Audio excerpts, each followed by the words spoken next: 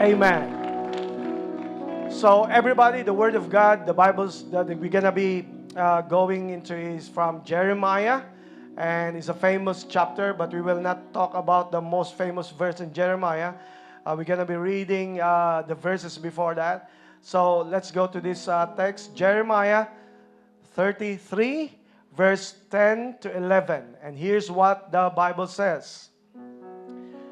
Thus says the Lord, again there shall be heard in this place, of which you say, it is desolate, without man and without beast, in the cities of Judah, in the streets of Jerusalem, that are desolate, without man and without inhabitant and without beast. Take note, when they look at the city, they found it's desolate. But yet, God said, but again, it will be heard again. What will they hear again? It says, the voice of joy and the voice of gladness, the voice of the bridegroom and the voice of the bride, the voice of those who will say, praise the Lord of hosts, for the Lord is good, for his mercy endures forever. And of those who will bring the sacrifice of praise into the house of the Lord, for I will cause the captives of the land to return as at the first, says the Lord. Come on, can we clap our hands for the word? As you can see, they are looking in a place, and they found out that the place was desolate, without human, without man. It is scattered. It is not a good thing to see. And yet, in spite of all those things, it says the voice of gladness will be heard. Today, I'll begin speaking to you on the subject, happy in spite of. Can you say the word? Happy in spite of. As you take your seat, you can declare that to your seatmate. Happy in spite of. Amen. Happy in spite of. Yes, it's good to be happy because of. Is there anyone here happy because of? You're happy because you're saved. You're happy because you're blessed. Come on, you're happy because God has provided for you. Are you happy because the Lord has protected you? Is there someone here happy because the Lord has answered your prayer? Is there anyone here happy because the Lord has changed your life? Is there anyone here happy because you have a friend? Is there anyone here happy because you have a wife? And you have a husband? And you have a family? Is there anyone here happy? Are you happy because you have a church? Are you happy because you have a new day? Are you happy because you can breathe? Are you happy because you can think? All those things, we are thankful. Let's clap our hands because we're happy because of. But it's one thing to be happy because of. It's another thing to be happy in spite of. Right?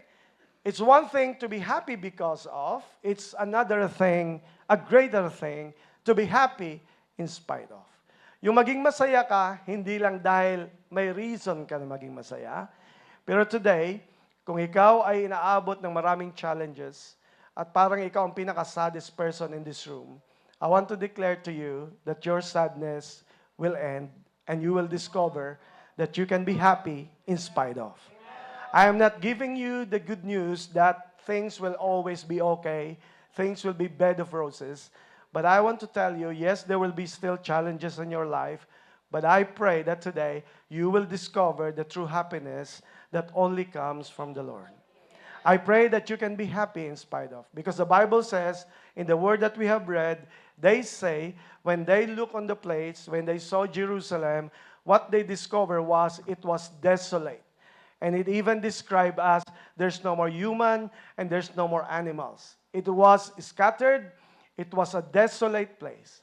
But can I tell you today, the way you describe your situation is totally different on how to describe your situation. Is someone hearing me now? The way you describe your situation, God, it's different how God describes your situation. Probably what you said that it's desolate, what you call desolate, God calls it restorable. Probably what you have called as hopeless, God is calling it a testimony of progress. Probably you're saying it's a loss, but God is calling it the beginning of your wins. Probably you are saying it, you are brokenhearted, but God is calling it a new beginning. So the way we describe things is different how God described it. And God said, you may call the place desolate, you may call the place abandoned, but God is calling it different. He said, from this place, it will be heard again. Can you say the word again? I want to declare to you that if in the past you have been messed up, you have been broken, but God will restore your joy again. I want to declare before you that you are here in this space, that you are not here just because you have been called by someone, but God has a plan for you that you will smile again. You will live again. You will hope again. I'm thankful that today that my happiness don't rest in my circumstances. My happiness rests on someone who holds my circumstances. I want to declare to you that you can be happy in spite of. You can be joyful in spite of. Sino rito ay may mga pinagdaanan kayo, pero kayo nagpapasalamat na until now, you're still standing, you're still kicking, you're still going forward, you're still moving, you can still smile, you can still be happy, you can still rejoice. And today, I'm gonna lay down to you what are the secret of these people, which I say, the happiest people on earth. I believe it should be the Christians who should be the happiest people on earth. Not because they are perfect, but because they have reasons to be happy. So that is why today, as we read the verses in Jeremiah, it says there that God has transitioned desolation into restoration. Can I declare to you today, what you can see a desolation today can be a restoration tomorrow. And I pray that in the name of Jesus, somebody here just walk in, and I pray that you will find the hope that you have been looking for. The hope is not in people. The hope is not in an organization. I want to declare to you, the hope is in the someone who can only restore even those who are broken in Jesus' name. Happy in spite of. You know, one thing that I love about this house, about the people of God, is that po pwede tayong ang daming pinagdadaanan, and yet, pag Sunday, you can still smile. You can still serve the Lord. You can still, do things for Jesus. I will never forget, I think 6 years ago, we have a family, who have been serving the Lord in the team. And it's just what happened to them was their dad passed away on that week. So I performed the funeral. We conducted the funeral. We were with them. But I told them, you don't have to serve on Sunday. You can bereave, you can rest, and you can just, rest as you are encountering these challenges. But my goodness, when I came in on Sunday, it was Jethro, the lady who's now a widow. She's the one who's still welcoming the people who are entering. And I saw his son. His son is dancing. And his another son is still serving in production team. And I was wondering, what's motivating them that in spite that they have lost, and yet they can still praise, they can still smile. It's hard to smile when you're encountering a difficult moment in your life. But I want to tell you, there's something in the people of God that the people of this world doesn't have. People collapse in those kind of situations. People has a breakdown when it's kind of the situation. But the people of God who has found their secret of true joy and true happiness, no matter what happened in their life, they can still stand up, they can still rejoice, they can still move forward because they have something in them that this world can never give. Happy in spite of. Tingnan mo yung katabi mo, happy yan kahit in spite of. Di mo alam, ang daming pinagdadaanan yan, hindi lang halata. Tingnan mo ulit, hindi halata, di ba? Mamaya, magkwentuhan kayo pagkatapos ng church service, and you will be amazed. Grabe, hindi ko kita sa iyo na may pinagdadaanan ka, bro. But it's just amazing that we have a reason that we can still be happy in spite of. Come on, somebody, in Jesus' name. So today, through the word that we have read, that we have seen, we're going to be laying down to you what are the reasons why the people of God are the happiest people on earth. Who are those people who can be happy in spite of? Number one is this. The first word that the verse said is this: thus says the Lord. Ladies and gentlemen, the happiest people on earth are those who got the Lord. Those who got the Lord. You will agree with me that the reason why you can still be happy is because you are holding on to someone, not something. It's one thing to hold on something. It's one thing to hold on an opinion, idea, encouragement, motivational verses, motivational quotes. But what I'm holding on is more than those verses. I'm holding on to a real person. And I thank God that what I have right now is not what I have. The reason why I can still be happy in spite of all the challenges is because who I got, not what I got. And you will be testifying to me that the reason why you can still stand, why you can still serve, why you can still move on is because you got someone who has the control of the universe. He is the King of Kings and the Lord of Lords. He's the God who owns things. He's the one who saved you. He's the one who changed you. And I want to tell you today, kapag ang Panginoon ang nasa puso mo, kahit anong mangyari sa buhay mo, palagi kang may reason na palaging maging masaya. Why? Kasi sa Christian lamang, ang totoo, ang Christian lamang ang walang loss. Kasi kahit loss, He can all make things work together for good. Even death can be good. Why? Because precious in the sight of the Lord are the death of His saints. Ang mga Christians lang ang hindi nangihina at sumisigaw na parang walang pag-asa ang kasunod is because ang mga anak ng Diyos, alam nila na pag isang tao na wala, siya'y pupunta sa heaven at may kasiguruhan ng heaven. So therefore, ang mga anak ng Diyos lamang ang may kapangyarihan at kagalakan na kahit anong mangyari, alam nila secured sila kay Jesus. The reason why I can be happy today, the reason why you can be happy today is because you got someone.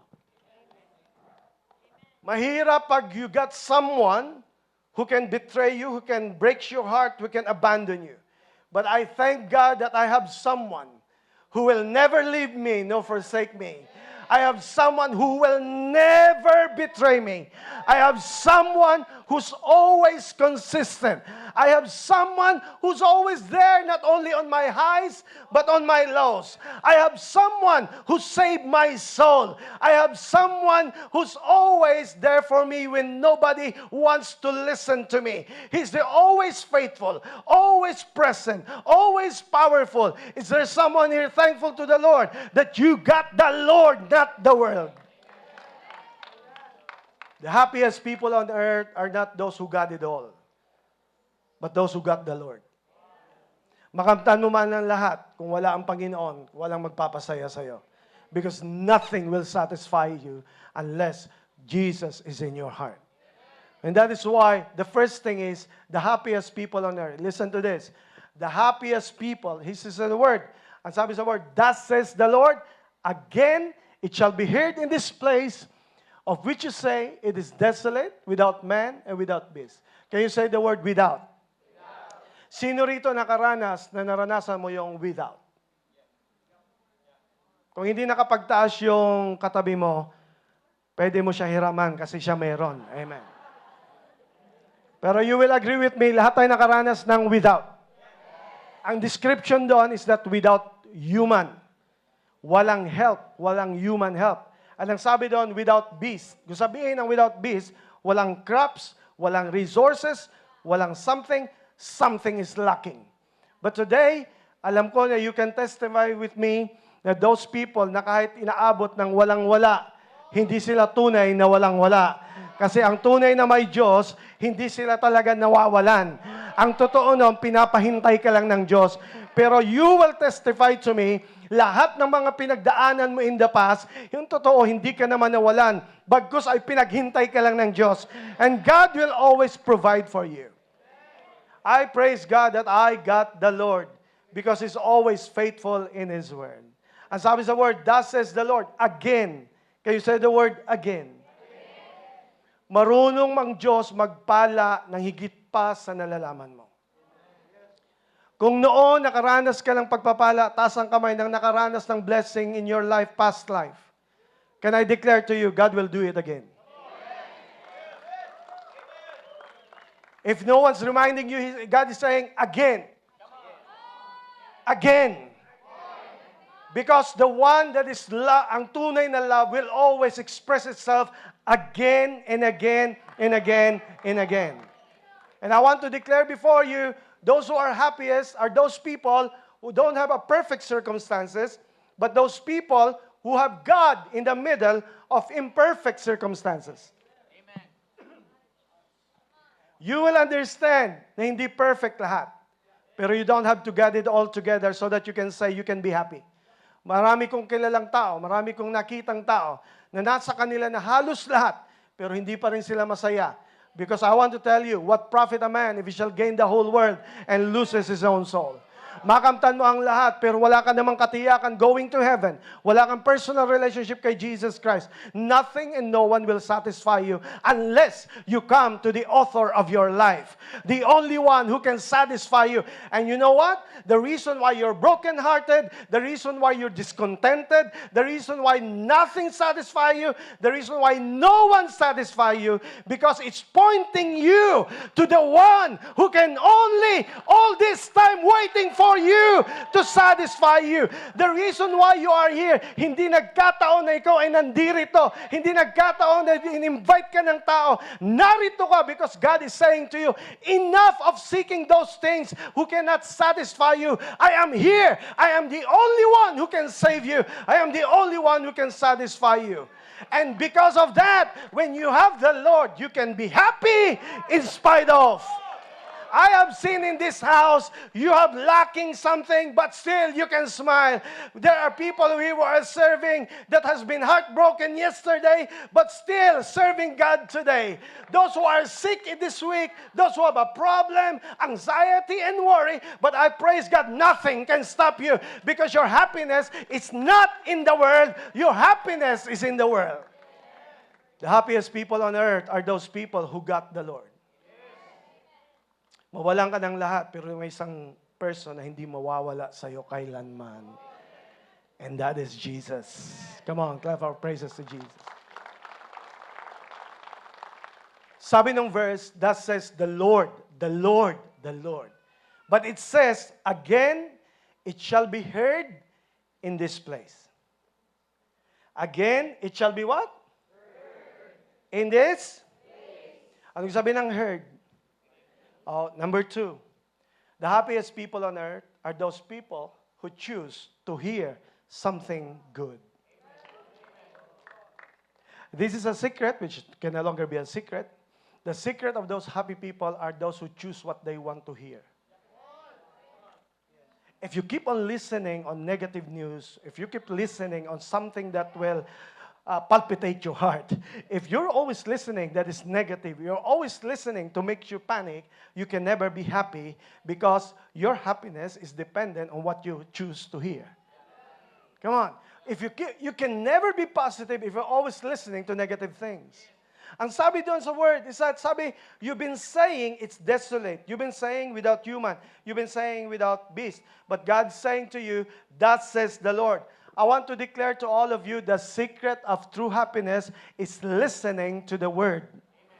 Listening to the Word of God. That is why in this house we preach the Bible because it's only the Bible who can change a life. It's only the Bible who can transform a life. Without the Word of God, you will attest with me that without the Word of God that's guiding you every day, you can never be happy. Sino rito ang magpapatotoo sa akin na pag hindi ka na nakakabasa ng Word of God, wala kang nadidinig na Word of God, kahit anong pang merong happiness ang ibigay ng mundo, walang magpapasaya sa'yo. Pero pagbukas mo ng Bible, may makita ka lang verse na sino rito ang nagugulat kayo na saktong-sakto kung ano yung... Have you experienced it na parang may something ang Bible na ang iba nga sa inyo, kahit hindi nyo pa kabisado ang Bible, ang ginagawa nyo yung devotion ay kung saan lumanding ka. Yung pagbumukas, ito. Ingat din sa pagbukas. Baka pabuksan mo is nakalagay doon, you go to somewhere, or you go to, and then iba ang dating. But I want to tell you, in spite of, pag binuksan mo ang Word of God, at may ito pa nagbasa ka ng Word of God, napapatayo ka na, Lord, grabe. Alam mo yung sitwasyon ko. It's because that's the only that can give you happiness, which is the Word of God. Palagi niyo sinasabi, palaging testimony sa baptism, nang sinasabi, bakit alam nung pastor yung katatayuan ko? Bakit alam niya? Sabi niyo nga, may CCTV daw ang buhay ninyo. Na wala akong alam what you're happening in your life. I'm just following what the Holy Spirit is telling me because alam ng Holy Spirit na na-attend ka sa araw na to.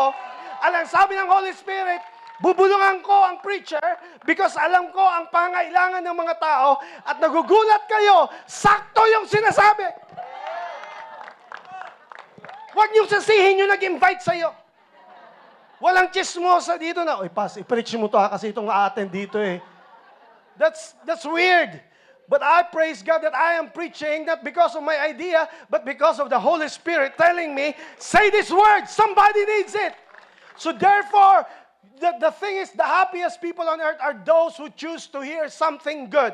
Kung wala kang nadinig na maganda, simula itong sa araw na to, that I want to declare to you, kung hindi ka nakadinig ng praise, I want to tell you, if you're still pumping, your heart is still pumping, your life is still ongoing, you're still standing, I want to congratulate you, I want to honor you, that you have never given up in spite of your circumstances.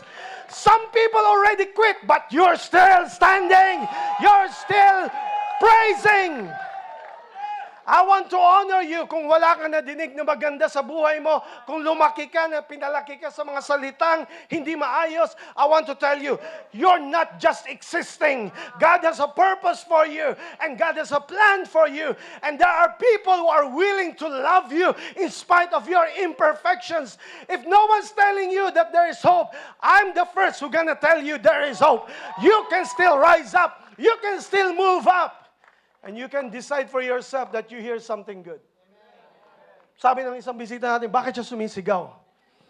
It's because kung sinisigawan ka ng mundo all of your life, sisigawan kita para magising ka. Hindi ko to condemn you, but to remind to you that there is hope, that there is Jesus, that you can be saved, you can be changed.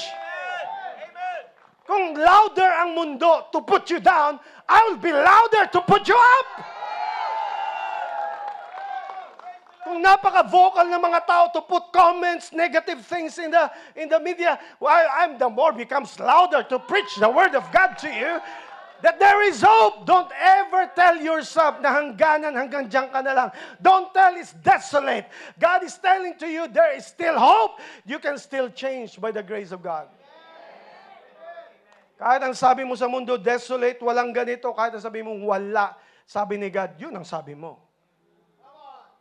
Sabi mo yon. Mas masakit yung sabi nila.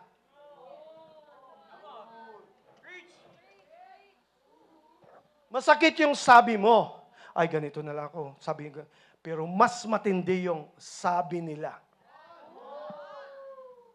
At marami dito, hindi nyo alam, nabubuhay kayo dahil sabi nila. Hindi mo alam, you accommodated the words that has been thrown against you, the lies that has been thrown against you, and you thought it's true. But I want to bind that lie today. You are not totally broken. You are not totally hopeless. You are not totally lost. God has a hope for you.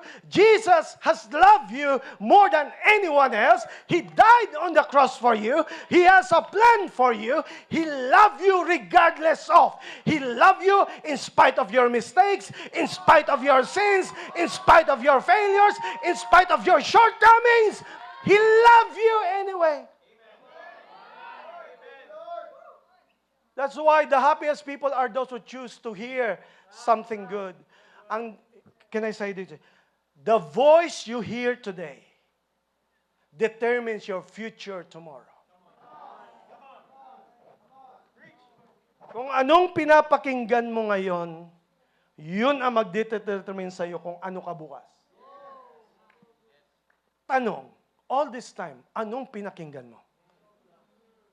Yung lumaki ka sa family na ang sabi sa iyo, wala kang kwenta, wala kang silbi, hindi ka asenso, all those things are mga negative, but I want to bind those lies today.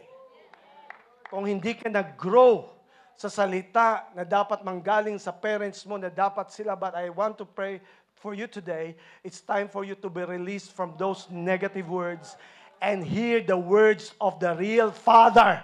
The real Father who said to you that He gave, for God so loved the world that He gave His only begotten Son, that if you believe on what the Father said, you will be saved. You will have everlasting life. Can I tell you this?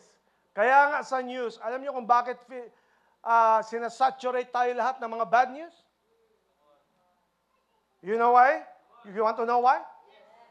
Kasi people who live in fear are easily to be controlled. I say that again. Maybe you don't notice this. Kaya pag palagi kang saturated sa newsfeed ng lahat ng mga negative at napupuno ka ng fear, don't you know that there's an ongoing psychological manipulation of the world? At ang ginagawa nila is this, tapunan mo ng takot ang tao, pag ang tao takot, madaling i-control. But put it in the reverse, but not with the person who has faith. Not with the person who's listening to the word and not to the word. Not to the person who's listening, who's hearing the face of God, not the Facebook. He's listening the book of God, not the Facebook. He's leaning to what God said, not the word that said. There's a difference what you hear if pakinggan mo yung sinasabi ng Diyos. So the happiest people are those who got the Lord. The happiest people are those who choose to hear something good. Bakit nga ba tayo addict sa, pasensya na sa word, ba't ba tayo addicted sa mga negative things? Ito ang sekreto, guys. Kasi who you are attracts. Lapitin ng negative ang taong palagi nag-iisip ng negative. Kaya sabi ng isa, Pas, so yun palang principle. Kung anong inisip ko, lapitin. Ba't ako isip ng chicks, wala naman lumalapit sa akin?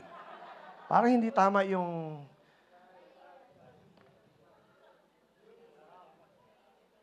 But the thing is this, what you have pointed in your life is this, you choose to hear something good.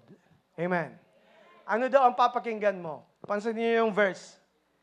Pansin niyo yung verse. The voice of joy, the voice of gladness. Ano sabi ni Lord? Thus says the Lord. The third thing is this. Ano daw ang sabi ng word? Ano daw madidinig? The voice. Puro voice. Sino nakapanood na ng The Voice? Sino? Amen? Di ba yung nakatalikod sila? Pagkatapos ang mga kumakanta, right? Pag maganda, haharap. Ilagay mo sa principle na nagsasalita doon ay tao na ang naghihintay na nakatalikod, ay sabihin natin si God, yung tatlo, God the Father, God the Son, God the Holy Spirit. Nakatalikod siya, although kita ka pa rin, but you just, for the sake of illustration, is that humaharap ang Diyos sa taong humahanap sa Kanya at nagsisik sa Kanya.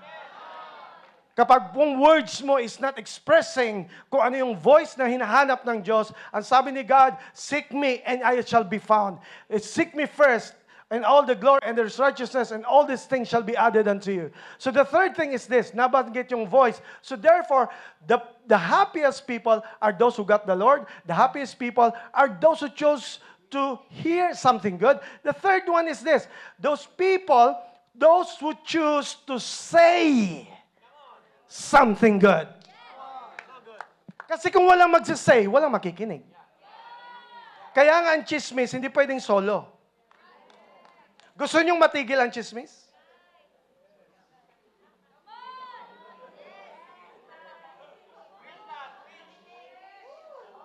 It takes two to tango. Kaya may chismosa kasi may nakikinig. Pero kung walang makikinig, ay di i-chismis niya yung sarili niya. Uy, alam mo, grabe siya, oh. Oo nga eh. But the thing is, it takes two to tango. So therefore, the reason why you're so miserable, of course, wala ka sa Panginoon. Pangalawa, isang pinapakinggan mo lahat ng negative. At the third thing is, lahat ng sinasabi mo ay bunga ng mga sinasabi ng tao sa iyo. And ang pinapakinggan mo, nagiging expression mo rin. Can I tell you, pasapasa yan. It takes someone to break the cycle at sasabihin mo, I will not listen to negative things. I will choose what I will listen to. Kasi what I will listen to, yun din ang sasabihin ko. Come on. And that is why, ang sabi dun sa word, ano daw voice ang dapat pakinggan natin? Come on. Be with me. Look at the verse. Don't let the verse preach, not just me. It says, again in this place it will be heard. The voice of joy, the voice of gladness. Kaya nga ako tuwang-tuwa sa lahat ng mga nagsiserve sa church na to because wala pa akong nakitang Sunday na tahimik. Pag pumasok ka dito, lahat nagsiserve, lahat ay nagtatawanan, lahat ay nagjo-joke, lahat ay masaya. Why? Because dapat ang church ang pinakamasayang lugar sa balat ng lupa. Kaya pasensyahan niyo na po kung ang preacher dito ay sumisigaw, ang mga tao ay nag-i-amen, ang mga tao pag kumakanta ay nagtatalunan because kung mas masaya sa sabungan, dapat mas masaya sa church. Kung masaya sa inuman, mas masaya sa sambahan. Kung mas maingay sa basketball, kahit Spurs pa yan, dapat mas maingay sa church. Sinong nagsabi pag sa church ay, kahit umubo ka, nagkasala ka. I believe the church is the house of God, people, and kung wala kang kasiyahan Monday to Saturday, dapat pag Sunday, ang church ang pinakamasaya. Para pag bumalik ka sa Monday, may karga ka ng saya. Hindi yung church, nandun ka na nga, malungkot ka pa, ay di anong ipapasa mo Monday to Saturday? Kung puro ka seryoso, can I tell you, hindi mo natagpuan relationship, ang natagpuan mo religion. Bakit pag religion, palaging self-righteous, ang hinahanap lahat mali, ikaw palagi ang tama. Kahit pa may Bible ka, kahit pa ikaw napakatindi, pag puro ka judgmental, walang judgmental na may mental na masaya. Nakatagpo na kayo ng mga religyoso na masayahin? Wala! Kahit saan pumunta, uy, bawal yan. Uy, nagkasala ka. The Bible says, kaya nga nakakalungkot ang ginagamit pang Bible para i-accommodate yung kanilang religiosity. I praise God na si Jesus pumunta sa lupa to break religion. Nang sabi ni God, kahit sinong makasalanan ay pwedeng lumapit kay Kristo because Jesus died for everybody, not a select few. Kaya praise God, pag lumalabas tayo dito sa Ayala Feliz, nagugulat ang lahat. Paano kayo nagkasya dyan lahat? Tapos ang ingay pa natin, dapat! Hindi yung paglabas ng sinehan, masaya pa sila kay... Sinong artista? Bigyan mo ako ng artista. Ha? Si? Oh. Dondi. Oh, okay. Dondi Pangilinan. Di ba pag lumalabas... Sino rito nakaranas, nanood kayo ng sine, paglabas nyo, kayo pa nagkwentuhan. Di ba? Kayo nang nanood, pambihira, alam mo yun, yung part na yun, yung sinampal siya. Bakit pinag-uusapan nyo yung kasiyahan? Ganon din, kaya maingay tayo paglabas, kasi nag-uusap tayo, pambihira, grabe, tinamaan ka? Oo, tinamaan din ako eh. Parang alam, may nagsumbong. Grabe, pambihira. Umiyak ka rin. Umiyak din ako kanina. Nagtagpuan lang tayo doon sa dulo. Mugtulat ang mata natin. Bakit? Happy in spite of. Sa church ka lang makakakita na altar call, umiiyak lahat, pero paglabas, lahat tumatawa. No. Si God lang ang may gawa niyan. Nung last Sunday nga, it's funny, kasi ang pinakamahirap sa mga nagsiserve, yung tamaan ka, pas umiyak ka. Kasi buti kayo, lalabas lang kayo. Eh, syempre sila magsiserve. Lalo yung hosting team. Imagine mo, tinamaan siya, pagkatapos kinonviction ni Lord, at iyak siya ng iyak. Tapos alala niya, itaka muna, mag-welcome pa ako dun sa labas, ha. Isipin mo, lumalabas, pinapahin. Ang iba nga, nag-welcome sa inyo, mugto ang mata, di nyo napansin. Kinikerry pa na. It's because the Holy Spirit is alive. He's always working in our behalf. The happiest people are those who choose to say something good. Now, ano daw ang dapat sabihin? This is amazing. The voice of, may in-specify. The voice of what?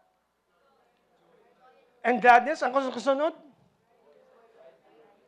Huwag niyong alisin ang isang bagay pag may binanggit si God.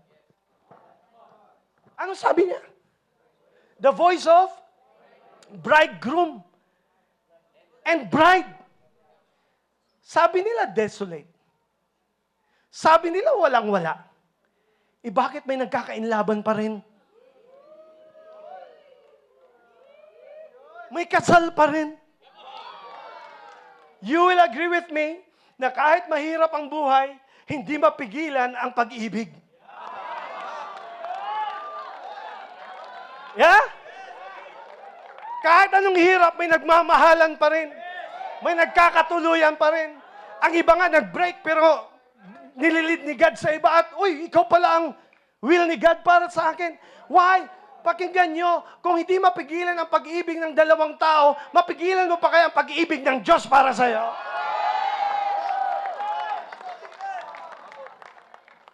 I praise God na ako'y nagkakasal sa marami dito. May kakasal ako next week. Praise Jesus. Oh, revelation, confession. Sa lahat ng boses na madidinig ko during kasal, sa totoo lang, I don't care.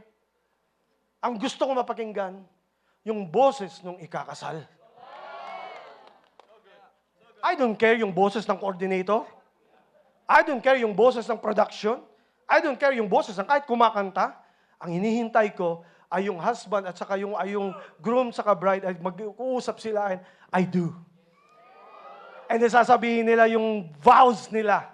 And then yun yung pinakamatindi, right? Bakit? Ang hinihintay mo palagi ay yung boses ng main character doon sa event. Kaya pag invited ka sa kasal, huwag kang mag-expect na ikaw ang papakinggan kasi bisita lang. Ang pinapakinggan, ang center point ay yung bridegroom. Tama?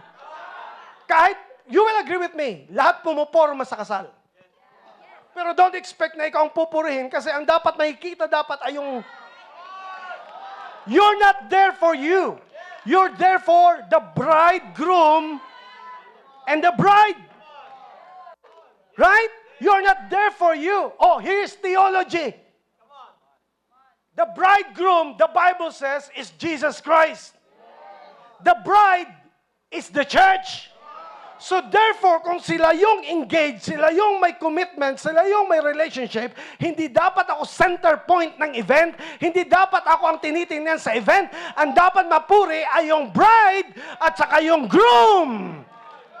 At yung mga tao na nagsiserve palagi para ma-promote ang ginagawa ni Lord sa church, yun ang pinaka-happiest. You will agree with me, busy kayo ng Monday to Saturday. Lahat naman nagsiserve. Ano ang nagmo-motivate sa'yo mag-serve? Walang iba kundi ginagawa mo to para sa groom who is Jesus Christ and the church who is the bride of Christ.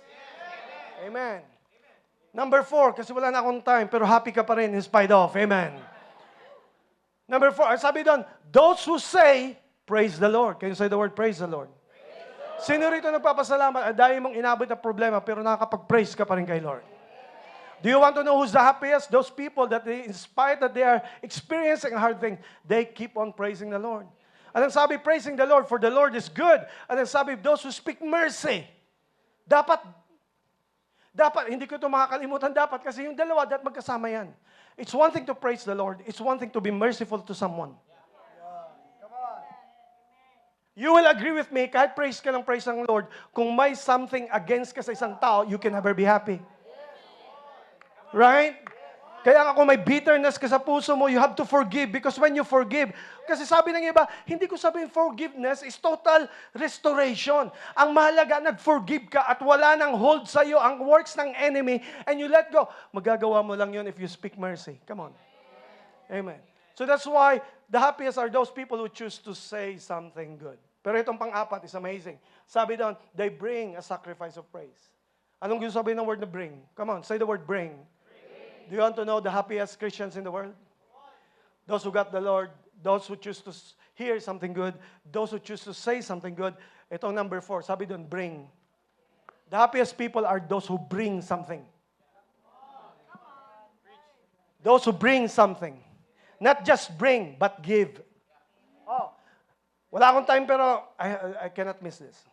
Lahat dapat, hindi lahat dapat. Lahat tayo, pagpasok dito, lahat may bit-bit. Whether you accept it or not, lahat tayo may bit-bit. Praise God, si God hindi allergic sa kung anong bitbit mo. Ang sabi niya, kung anong meron ka, ibigay mo sa akin. May dalawa lang na klase ang tao bitbit. Struggle, saka success. Dapat yung dalawang yon, you bring it. Kung may struggle ka, huwag mong iwan dun sa labas. You bring it with you and you give. Okay? Ang mali natin, dala natin yung problema, punta ka sa altar call, sabi mo, I bring it. Sabi ni God, huwag mong i-bring, i-give mo. Give it. So kung may struggle ka, bring it and then ibigay mo sa Diyos. Ang problema ng iba, bring, Lord, kayo na pong bahala sa problema ko. Kayo na po bahala mo, hindi ko kaya ito, Lord. Sabi, Lord, okay, ibigay mo sa akin. Sige, Lord, pero akin po muna, hiramin ko po muna. Uuwi po muna ako, dala-dala ko na naman yung problema ko. What's the point na nag-church ka at dala-dala mo at sabi God, ibigay mo sa akin lahat ng burdens mo because si God lang ang pwede mag-solve ng burdens mo. Come on, in Jesus' name. Now, wag lang puro struggle. Be fair. Ang daya eh. Lahat ng bit-bit mo, palagi problema eh. Puro struggle eh. Nung pinagpala ka ni Lord, iniiwan mo dun yung success mo. Iniiwan mo ang success mo Monday to Saturday. Pagdating dito, pasimple ka pa na hindi ka binibless, pero bless ka na. Ang sabi ni God, come on son, come on daughter of God, kung ikaw ay dala-dala mo yung struggle at ibinibigay mo sa akin, pag ikaw ay may success, dalhin mo rin at ibigay mo rin sa akin. Can I tell you this? The happiest people on earth are not the takers, but the givers. Kaya ka hanggang ngayon malungkot kasi ang totoo, you expect that someone will give you all the time. Ang sekreto ng happiness is when you start to give. Happiness is for the givers, not for the takers. Amen. And the last one is this. The last one is, sabi ni Lord, I'm gonna rescue these people and I'm gonna give them rescue. The happiest people are those who got the Lord. The happiest people are those who choose to hear something good. Are those people who choose to say something good. Are those people who bring and give something. Pero nabanggit doon, I want to rescue the captives. The last one is this. The happiest people are those who bring someone.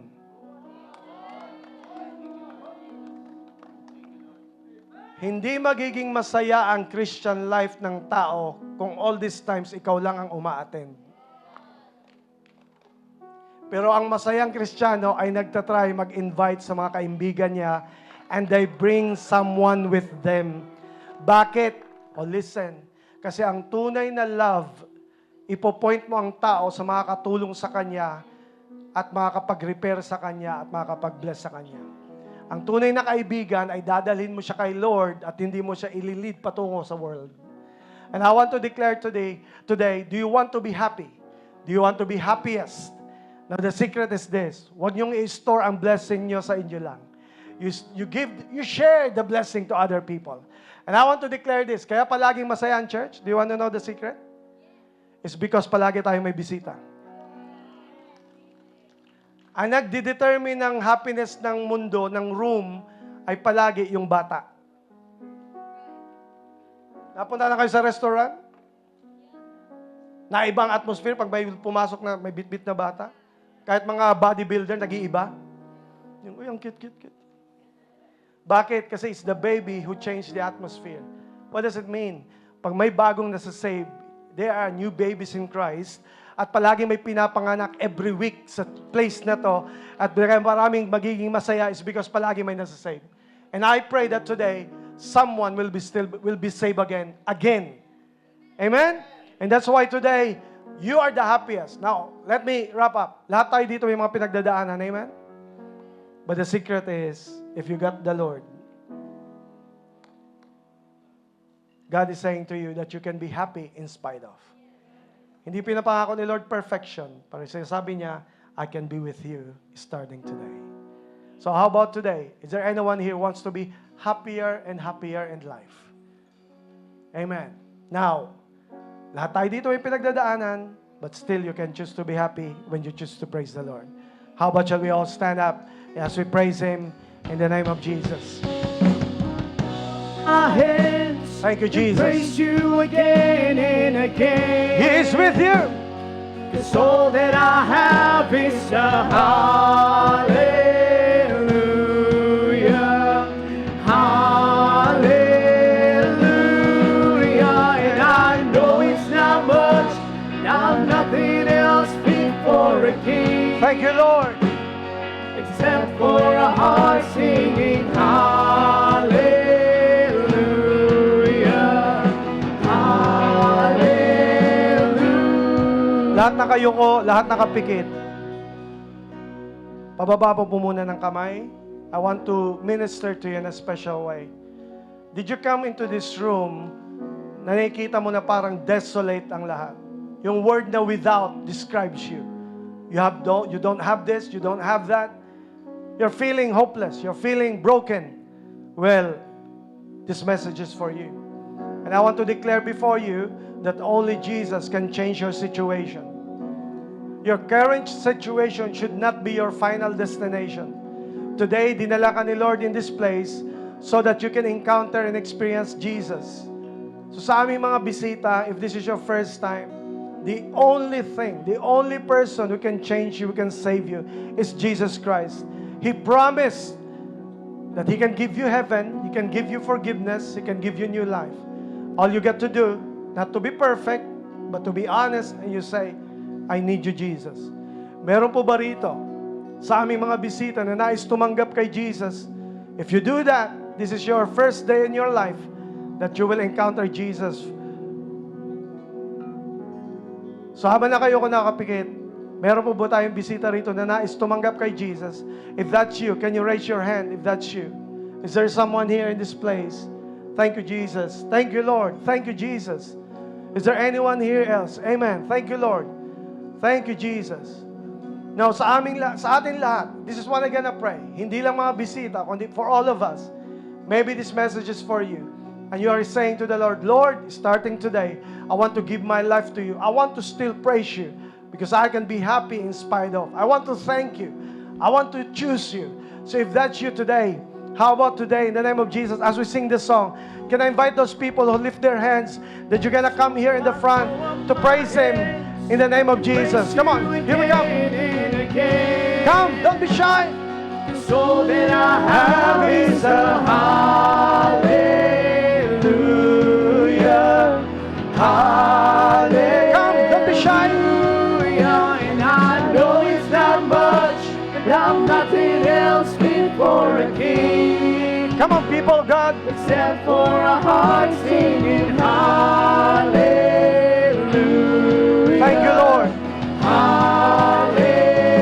Hallelujah. So I throw up my hands, Thank you, Jesus. praise you again and again. Thank you, Jesus. The soul that I have is a hallelujah. Thank you, Lord. Hallelujah. For our coming, we welcome you. I know it's not much, I'm nothing else fit for a king, Thank you, Jesus. except for a heart singing